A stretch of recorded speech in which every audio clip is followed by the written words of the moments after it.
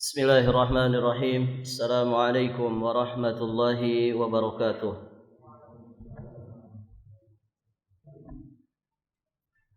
Alhamdulillahi rabbil alamin. Wabihi nasta'inu ala umuri dunya waddin.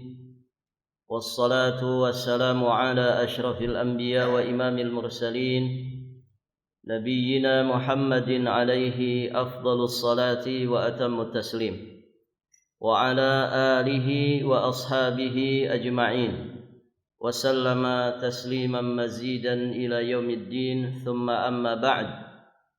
Fa Allahumma inna nas'aluka ilman nafi'an wa rizqan tayyiban wa amalan mutaqabbala. Para hadirin jamaah rahimani wa rahimakumullah.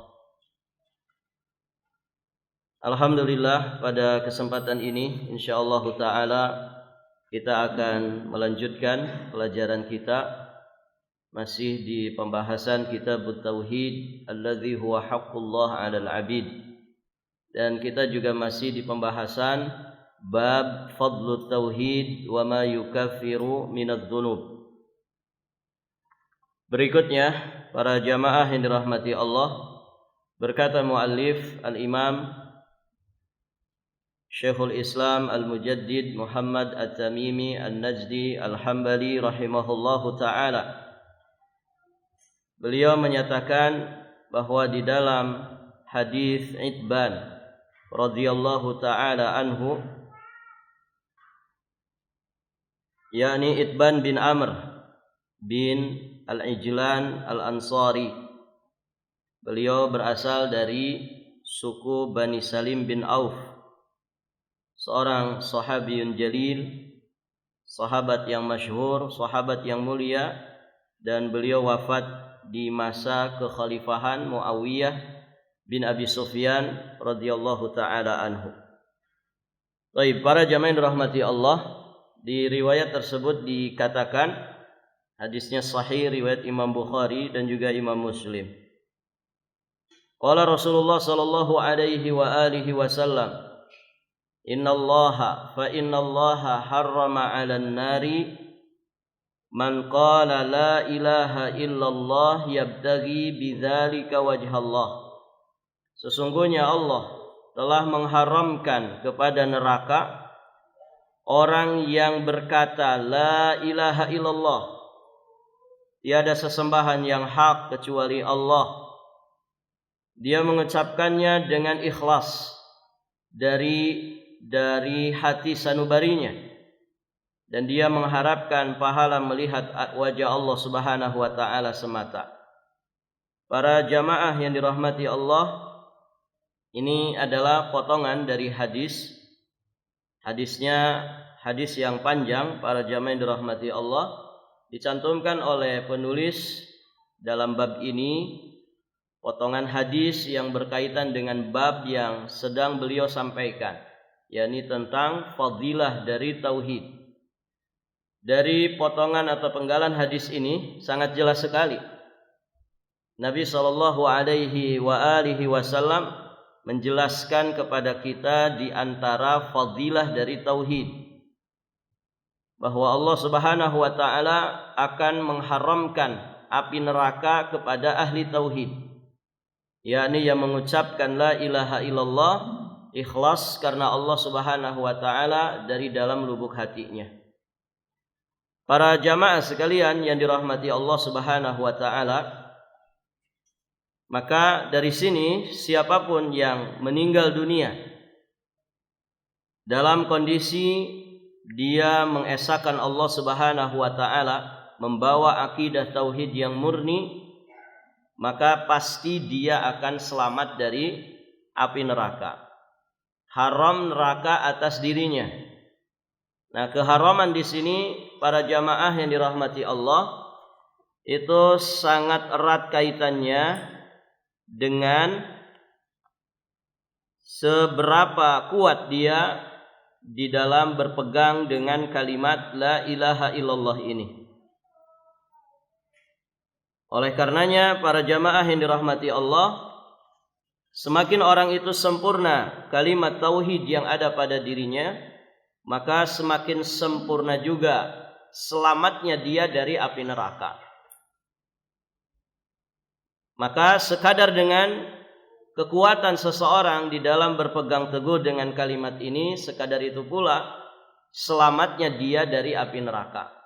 Dengan demikian berarti keharaman api neraka atas dirinya ini bertingkat-tingkat di kalangan ahli tauhid. Ada yang haram secara mutlak, maksudnya sama sekali tidak masuk ke dalam api neraka, sama sekali tidak mendapatkan siksa api neraka, tidak pernah disentuh oleh api neraka.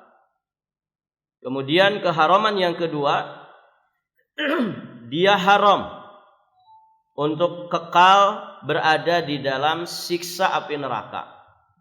Artinya ada di kalangan ahli tauhid yang memang dia masuk dulu ke dalam api neraka karena dia memiliki dosa-dosa yang tidak diampuni oleh Allah Subhanahu wa taala. Keburukannya lebih banyak daripada kebaikannya.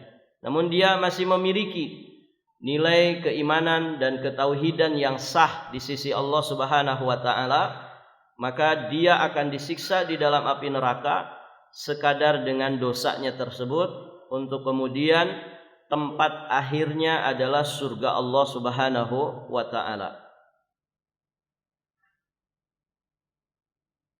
Kemudian kalimat man qala la ilaha illallah yabtaghi bidzalika wajhallah, yang diharamkan Allah Subhanahu wa taala atas api neraka adalah orang yang qala, mengucapkan la ilaha illallah yabtaghi bidzalika wajhallah. Tentu yang dimaksud mengucapkan di sini la yakni annal qaula bihadhil kalimah mujibun litahrim 'alan nar. Maksud dari mengucapkan kalimat la ilaha illallah ini tidak secara otomatis siapa saja yang mengucapkan kalimat la ilaha illallah maka neraka haram atas dirinya. Tidak otomatis seperti itu. Kenapa demikian? Li'annal yahud yaqulunaha. Karena orang Yahudi mengucapkan kalimat ini. Wa kadzalika al munafiqun. Demikian pula orang-orang munafik, mereka mengucapkan kalimat ini. Bahkan di negeri ini para jamaah yang dirahmati Allah, mungkin saja ya orang berakting menjadi sosok sebagai muslim padahal dia aslinya Nasrani. Ya dia mengucapkan kalimat-kalimat yang diucapkan oleh orang-orang Islam. Mungkin antum punya teman dari kalangan orang Nasrani yang ngucapin salam kadang lebih fasih daripada muslim. Lafalnya mungkin lebih benar daripada yang diucapkan oleh sebagian kaum muslimin. Kadang sebagian kita para jamaah ngucapin salam tuh nggak jelas, begitu ya. Padahal ini kalimat yang simpel, kalimat yang sederhana, kalimat yang pendek. Mungkin kita sering mendengar ya orang ngucapin salam yang kedengaran itu cuman mikum, ya kan? Pernah dengar para jamaah? Coba mikum itu artinya apa? Mikum ada artinya? Tidak ada. Mikum apa? Artinya mikum apa? Melikum ada artinya? Mulikum ada artinya enggak? Tidak ada. Kenapa enggak diucapkan secara lengkap? Kan mudah. Assalamualaikum. Begitu ya. Lebih dilengkapi lebih bagus. Assalamualaikum warahmatullahi wabarakatuh. Ini kan mudah. Anak-anak kecil bisa para jamaah. Baik. Nah, terkadang ada sebagian orang yang di luar kita itu mengucapkan lafal-lafal seperti ini, mereka lebih fasih dari sebagian muslim. Maka berarti hadis ini bukan semata orang yang ngucapin pasti dia masuk surga, pasti haram neraka atas dirinya. Tidak. Karena ternyata orang-orang munafik juga mengucapkannya. Orang-orang di luar Islam juga bisa mengucapkan ini. Barakallahu fikum. Wa innamal murad, maka yang dimaksud dengan man qala la ilaha illallah yakni ma'al amal bih. Orang yang mengucapkannya disertai dengan ilmu, pemahaman terhadap kalimat ini, dan disertai dengan mengamalkan konsekuensinya dan tidak mendatangkan pembatal-pembatalnya. Makanya kan para ulama menegaskan bahwa kalimat la ilaha illallah itu memiliki syarat-syarat yang mesti dipenuhi. Tidak ada manfaat dari mengucapkan la ilaha illallah dengan lisan kecuali ketika memenuhi syarat-syaratnya. Apa di antara syaratnya? Para jamaah yang dirahmati Allah, ada 7 yang dijelaskan oleh para ulama. Ini syarat supaya kalimat la ilaha illallah yang kita ucapkan itu bisa bermanfaat. Yang pertama, al-ilmu al-munafi lil jahl. Ilmu yang menafikan kejahilan. Jadi harus diilmui kalimat ini. Kemudian yang kedua, al-yaqin al-munafi lisyak. Yakni keyakinan. Ada yakin di dalam hati kita terhadap kalimat ini yang meniadakan keraguan. Yang ketiga, al-qabul. Al-qabul yakni menerima sepenuh hati kalimat ini. Al-munafi lirrad, yang meniadakan penolakan. Lawannya penolakan. Yang keempat, al-ikhlas. Seperti yang disebutkan di hadis ini. Man qala la ilaha illallah yabtaghi bidzalika wajhallah. Al-munafi lisyirk. Ikhlas yang menafikan kesyirikan. Kemudian yang keberapa? Yang kelima, al-inqiyad. Yakni kepatuhan yang meniadakan pembangkangan. Yang ketujuh, as-sidqu. Jujur ketika mengucapkan kalimat ini, yang meniadakan kedustaan. Emang ada orang ngucapin kalimat ini enggak jujur? Ya seperti orang-orang munafik. Orang munafik ini enggak ada syarat.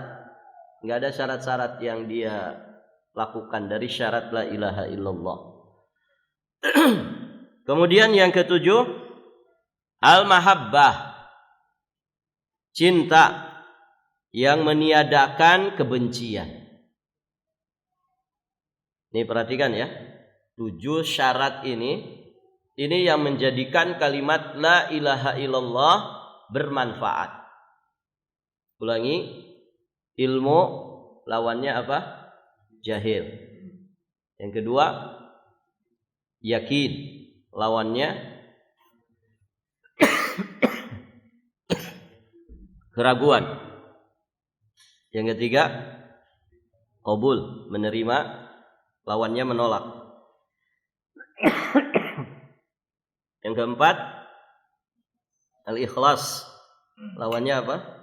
Syirik.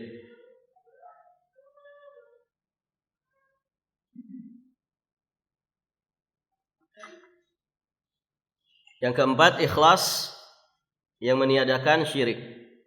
Yang kelima, inqiyad, patuh yang meniadakan pembangkangan.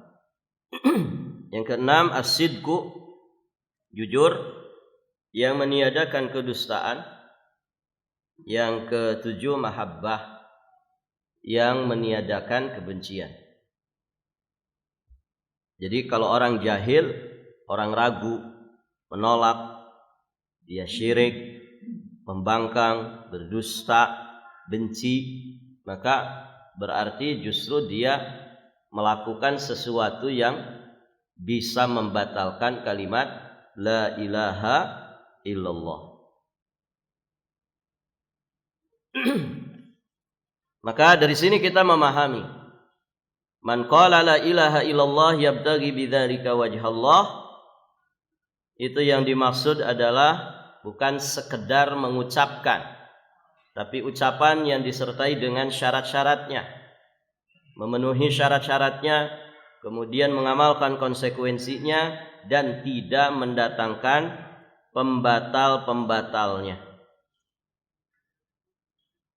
Kemudian tadi juga sudah kita sampaikan, in kana hadzal ibtigha naqisan kana tahrim 'alan nari naqisan.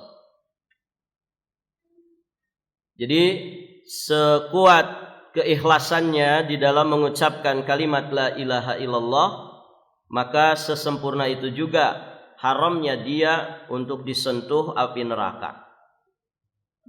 Berarti bertingkat-tingkat ya selamatnya ahli tauhid dari api neraka. Ada yang selamat secara totalitas, ada yang selamat dari kekalnya siksa api neraka. Kemudian para jamaah yang dirahmati Allah, hadis ini tetap menjadi motivasi besar ya bagi ahli tauhid. Karena ahli tauhid pasti akan selamat dari api neraka dan masuk ke dalam surga Allah. Maka tidak ada dosa yang sangat ditakuti oleh ahli tauhid kecuali dosa-dosa yang bisa menjadikan tauhidnya itu batal, tauhidnya itu rusak, tauhidnya menjadi tidak bernilai di sisi Allah Subhanahu wa taala. Maka dosa syirik ini dosa yang harus selalu diwaspadai oleh seorang mukmin muwahhid. Kemudian para jamaah yang dirahmati Allah, di dalam hadis yang mulia ini juga mengandung pelajaran itsbat sifat al-wajh lillah. Penetapan sifat wajah bagi Allah Subhanahu wa taala kama yaliku bi jalalihi wa 'azamatihi. Sebagaimana kelayakan Allah Subhanahu wa taala sebagai Rabb yang Maha Agung, Rabb yang Maha Mulia. Dan sifat wajah ini bagian daripada sifat khabariyah. Maka ahli sunnati wal jamaah kita tidak mengatakan innaha ab'adun wa ajza'un, bahwa sifat-sifat seperti wajah, sifat Allah, ada sifat tangan. Ahli sunnah wal jamaah tidak mengatakan bahwa ini adalah anggota tubuh dari Allah Subhanahu wa ta'ala. Kalau tinjauannya adalah manusia, maka wajah, tangan, ya, kemudian kaki itu adalah anggota tubuh. Amma binisbah lillah, adapun ditinjau dari sisi Allah, falaisat kadzalik, maka tidaklah seperti itu. Kenapa? Laisa kamitslihi syai' wa huwas samiul basir. Ya, tidak ada yang semisal dengan Allah Subhanahu wa taala sesuatu apapun. Hal ta'lamu lahu samiyya? Apakah engkau tahu ada yang sebanding setara dengan Allah? Walam yakul lahu kufuwan ahad. Ya, tidak ada satupun yang sekufu setara dengan Allah Subhanahu wa taala. Maka para jamaah ahli sunnati wal jamaah ketika membahas akidah asma wa sifat, maka pola pikir kita harus diluruskan terlebih dahulu bahwa yang sedang kita bahas itu adalah Allah Azza wa Jalla, bukan sedang membahas nama dan sifat manusia. Maka tidak bisa dibanding-bandingkan dengan nama dan sifat manusia. Baik, para jamaah yang dirahmati Allah. Maka sekali lagi dari hadis yang mulia ini kita menetapkan ada sifat wajah bagi Allah Subhanahu wa taala.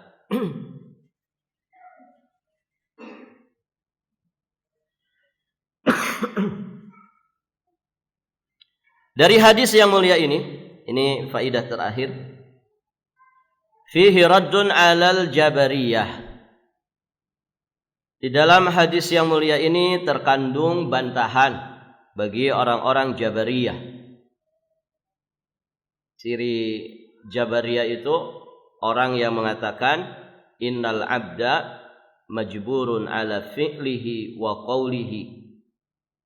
Bahwasanya manusia itu katanya dipaksa atas perbuatan dan juga ucapannya. Manusia tidak punya kehendak sama sekali. Dia ibaratkan robot yang dikendalikan pemiliknya. Dia ibaratkan dedaunan yang tidak punya kuasa ketika diterpa oleh angin. Begitu orang-orang Jabariyah. Sehingga mereka seringkali beralasan dengan takdir ketika berbuat maksiat kepada Allah Subhanahu wa ta'ala. Begitu ya. Kenapa Pak enggak ke masjid? Ini takdir Allah. Kalau Allah menakdirkan saya ke masjid, kamu enggak usah cerewet. Saya pasti ke masjid. Ya takdir Allah, saat ini saya tidak ke masjid. Kenapa ibu tidak pakai jilbab? Ini sudah takdir Allah. Benar enggak kayak gini? Tidak benar. Seolah-olah perbuatannya itu dipaksa, dikendalikan oleh Allah. Dia menafikan kemampuan berkehendak dari manusia. Padahal ya, secara akal saja manusia memahami mana perbuatan atas kehendak kita, mana perbuatan yang di luar kehendak manusia. Kan begitu ya. Kalau kita misalkan melakukan sesuatu, itu kan sesuai dengan kehendak. Antum datang ke sini pakai kehendak tidak? Pakai iradah tidak? Pakai iradah. Bisa memilih enggak? Bisa. Ada orang memilih ke majelis taklim, ada orang mungkin memilih ke kafe, nongkrong, begitu ya. Jam segini ada orang milih di depan televisi, gitu ya. Nonton sinetron, nonton berita yang sedang viral. Begitu kan? Pilihan. Ada yang ke masjid, duduk di majelis ilmu. Itu kehendak masing-masing orang, pilihan orang. Dan itu bisa dibedakan. Mana yang sesuai pilihan kita, kehendak kita, mana yang tidak. Barakallahu fikum. Orang berkendaraan, dia ahli dalam nyetir. Dia sangat paham ilmu tentang rambu-rambu lalu lintas. Begitu ya. Semua dipahami. Punya segala sarana prasarana untuk menunjang dia berkendaraan dengan baik dan benar, selamat sampai tujuan. Tapi ternyata dia celaka di tengah jalan. Barakallahu fikum. Padahal segala sesuatunya sudah sesuai prosedur. Maka ini di luar kehendak manusia. Ya. Mungkin dia hati-hati, dia tertib lalu lintas, tapi orang yang gak hati-hati, akhirnya dia menjadi salah satu di antara korban.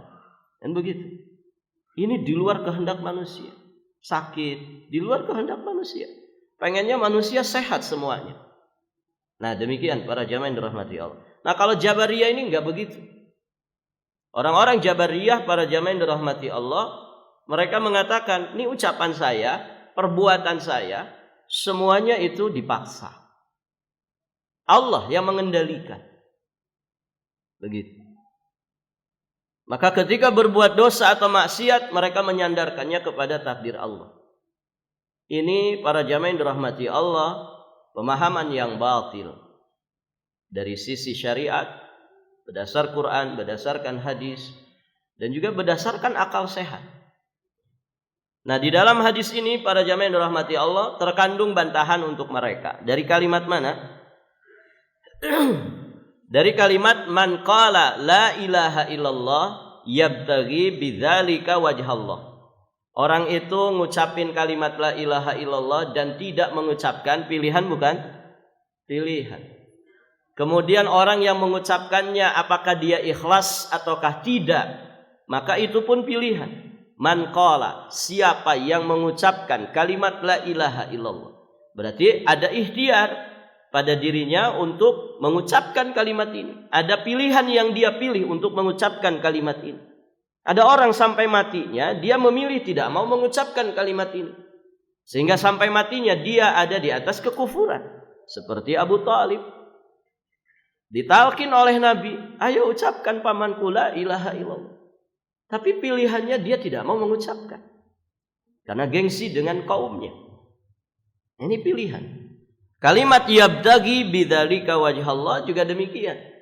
Orang yang mengucapkan apakah dia jujur, apakah dia dusta, ini juga pilihan. Yabtagi bidzalika wajhallah. Baik, para jamaah yang dirahmati Allah. Kita lanjutkan di hadis berikutnya.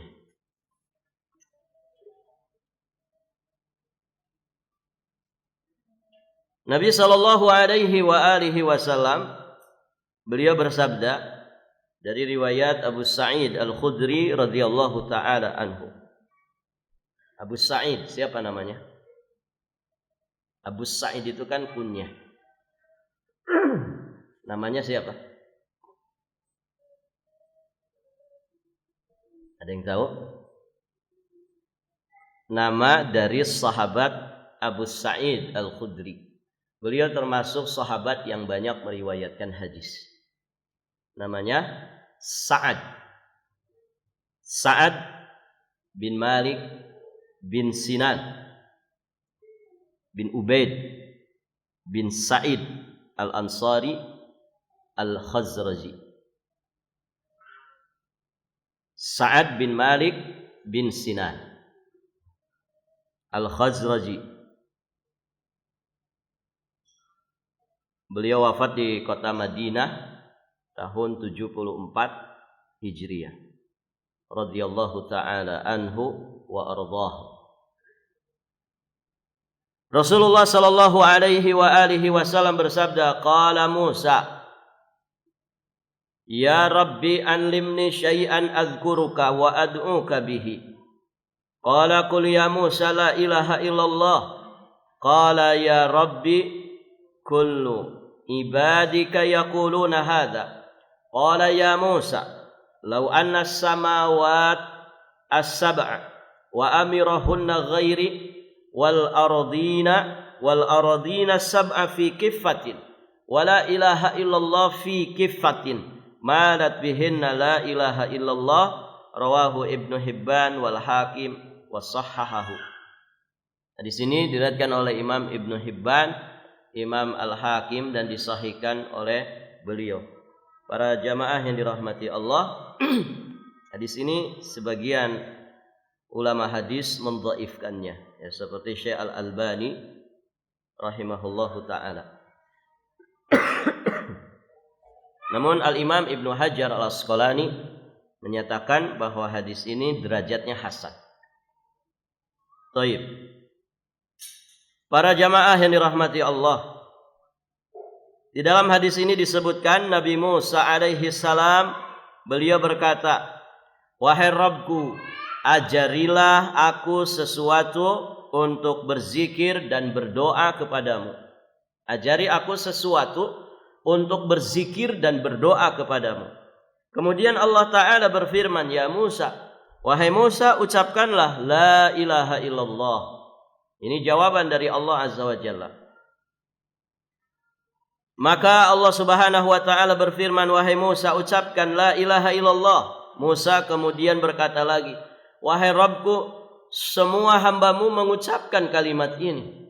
Allah Ta'ala pun berfirman, wahai Musa, seandainya ketujuh lapis langit beserta penghuninya selain daripada diriku, demikian pula 7 lapis bumi, jika itu semua diletakkan pada salah satu daun timbangan, sedangkan kalimat la ilaha illallah diletakkan pada daun timbangan yang lain, malat bihinna la ilaha illallah, niscaya kalimat la ilaha illallah ini lebih berat timbangannya. Syahidnya para jamaah yang dirahmati Allah terkait dengan pembahasan bab sangat jelas sekali. Ya, bagaimana di dalam hadis ini Allah Subhanahu wa taala menyatakan bahwa kalimat la ilaha illallah seutama-utamanya zikir, dan kalimat ini lebih berat dibandingkan dengan 7 lapis langit, 7 lapis bumi. Ada yang pernah ke langit, Pak? Nanti di bab terakhir ini ada penjelasan jarak antara bumi ke langit pertama, langit dunia namanya. Itu 500 tahun perjalanan. Lapis langit pertama punya jarak 500 tahun perjalanan.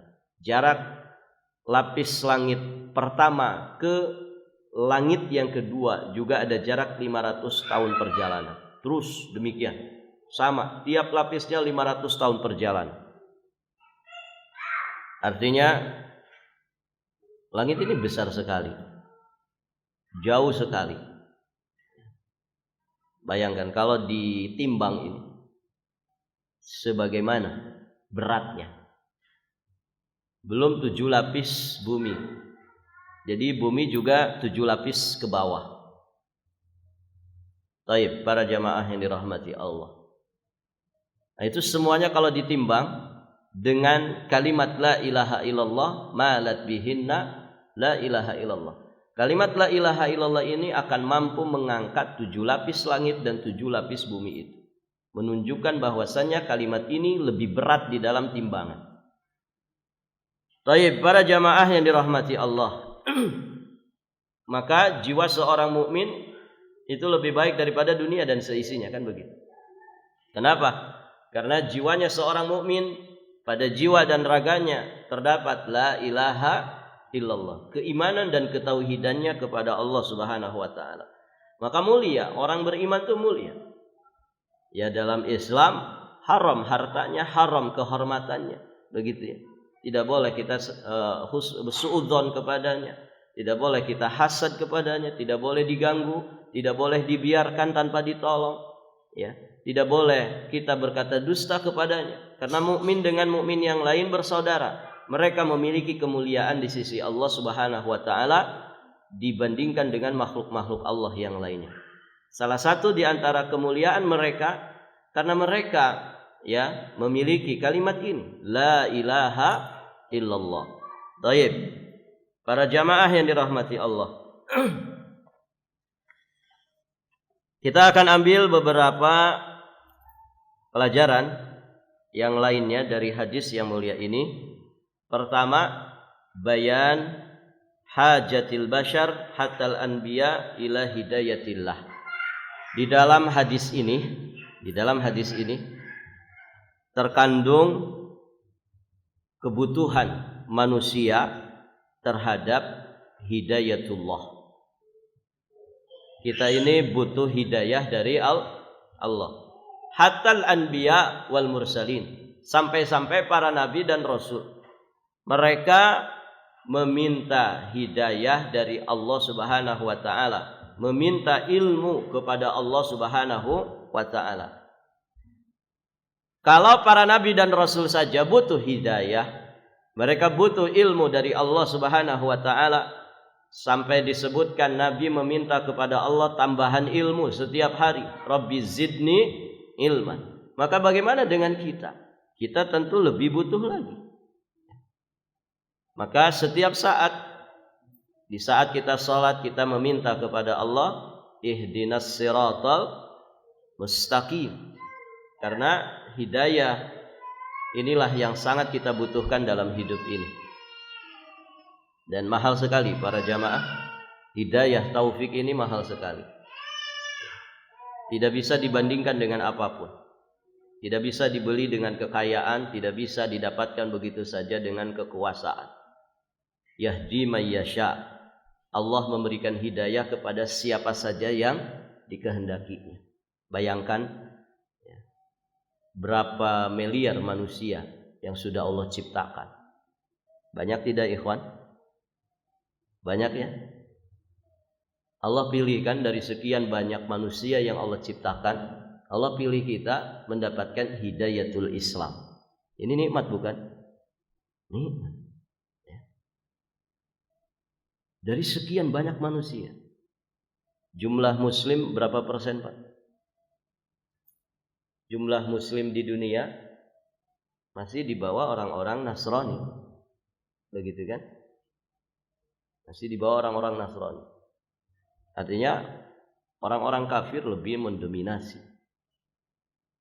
Nah, kita dipilih oleh Allah tanpa pernah kita minta sebelumnya mendapatkan hidayatul Islam.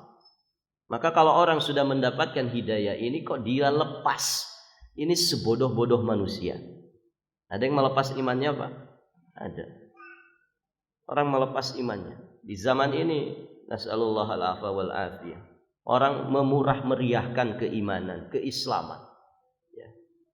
Bahkan dia berusaha mati-matian bagaimana memadukan antara Islam dengan di luar Islam. Begitu kan? Nikah beda agama, begitu. Dianggapnya inilah keteladanan yang harus dicontoh. Ya. Bagaimana?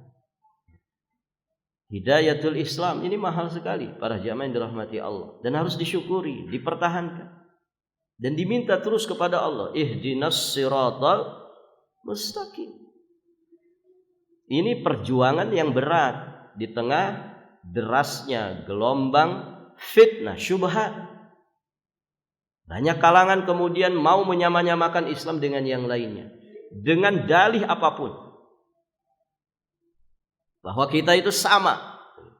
Bagaimana kita sama dengan mereka? Mereka saja tidak menganggap kita sama dengan mereka.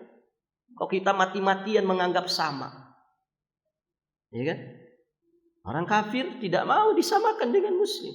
Kok kita mati-matian menyamakan diri dengan mereka? Nas'alullah al-afwa wal afiyah wassalam. Hidup di akhir zaman seperti ini penuh dengan tantangan, rintangan, penuh dengan fitnah, syahwat juga fitnah, syubhat. Kalau bukan karena taufik dan inayah dari Allah, Allahu a'lam bagaimana nasib kita, bagaimana nasib kesudahan kita ini. Maka siapa saja yang mendapatkan hidayatullah, siapa saja yang mendapatkan hidayatut taufik, wajib dia mensyukurinya. Dengan cara apa? Dijaga dan terus ditingkatkan sampai Allah Subhanahu wa taala mewafatkan dirinya. Maka kalau kita salat membaca ihdinas siratal mustaqim, ini diresapi para jamaah. Jangan lewat begitu saja. Ihdinas siratal mustaqim. Sungguh-sungguh kita minta kepada Allah, ya Allah tunjuki kami ke jalan-Mu yang lurus. Karena banyak orang berupaya membengkok-bengkokkan jalan kaum muslimin. Baik, para jamaah yang dirahmati Allah. Kemudian pelajaran yang lain dari hadis yang mulia ini, dibolehkan seseorang itu meminta kepada Allah sesuatu yang istimewa bagi dirinya. Dibolehkan selama ya tidak keluar dalam batasan-batasan syariat. Meminta sesuatu yang istimewa. Kalau meminta jadi nabi dan rasul, istimewa enggak ikhwan? Oh, istimewa banget. Meminta jadi nabi dan rasul. Tapi ini keluar dalam batasan syariat. Tidak bisa. Ini doa yang haram. Adapun yang lain yang tidak keluar dari batasan syariat, maka tidak masalah. Di sini Nabiullah Musa alaihi salam meminta kepada Allah sesuatu yang aku bisa berzikir dengannya dan aku bisa berdoa dengannya. Kemudian ketika Allah jawab, ucapkan la ilaha illallah. Maka Nabi Musa mengatakan, semua hamba-Mu mengucapkan kalimat ini. Berarti yang diinginkan oleh Nabi Musa alaihi salam adalah sesuatu yang istimewa untuk dirinya. Maka boleh. Baik, para jamaah yang dirahmati Allah. Faidah yang lainnya dari hadis ini,